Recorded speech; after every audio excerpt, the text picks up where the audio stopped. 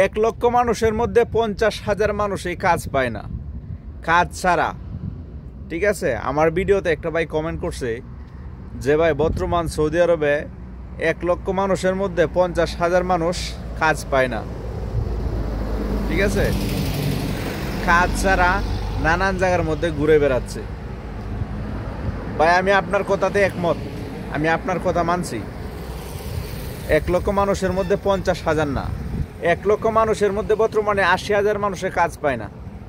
20,000 মানুষ কপাল গুনে, যদি কপাল ভালো থাকে, নসিব ভালো থাকে, তাহলে কাজ খুঁজে পায়, সঠিক কফিল বা সঠিক কোম্পানি খুঁজে পায়।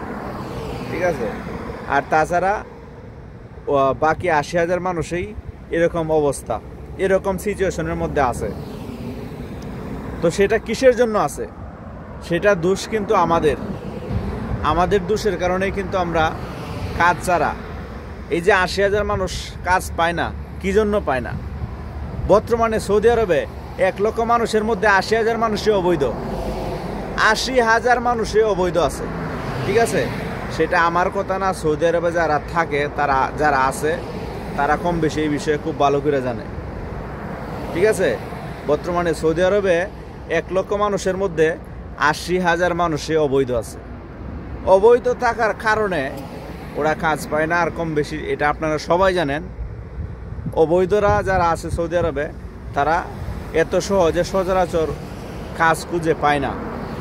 আর যদিও রিসেন্টলি সৌদি আরবে একটা সমস্যা, ফ্রি ভিসার লোক যারা আছে, ফ্রি ভিসায় কাজ করে, অবৈধ লোক যারা আছে, অবৈধ লোকেরা কাজ করে, তারা দেখা গেছে অনেক জায়গায় কাজ করে, কাজ করার পরে তারা টাকা দেয় না। ঠিক আছে, টাকা নিয়েও অনেক সৌদিরা মানে ঘোরাঘুরি করে, টাকা সঠিকভাবে দিতে চায় না। তো এরকমটাও কিন্তু করে, এরকমেও কিন্তু ওরা এরকম পেরেশানির মধ্যেও ভুগতেছে, শুধু খালি অবৈধ থাকার কারণে। ঠিক আছে, তো আপনি যে বলছেন বর্তমান সৌদি আরবে 1,00,000 মানুষের মধ্যে 50,000 মানুষ কাজ ছাড়া, কথা সত্যি।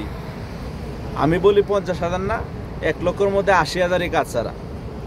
80,000-ই কাজ পায় না, কারণ তারা সঠিক লোকের মাধ্যমে আসে নাই, সঠিক কোম্পানি খুঁজে পায় নাই। যারে তারে দইরা সৌদি আরবে কেউ আসবেন না, তাহলে এরকম সিচুয়েশনের মধ্যে আপনাকেও পড়তে হবে।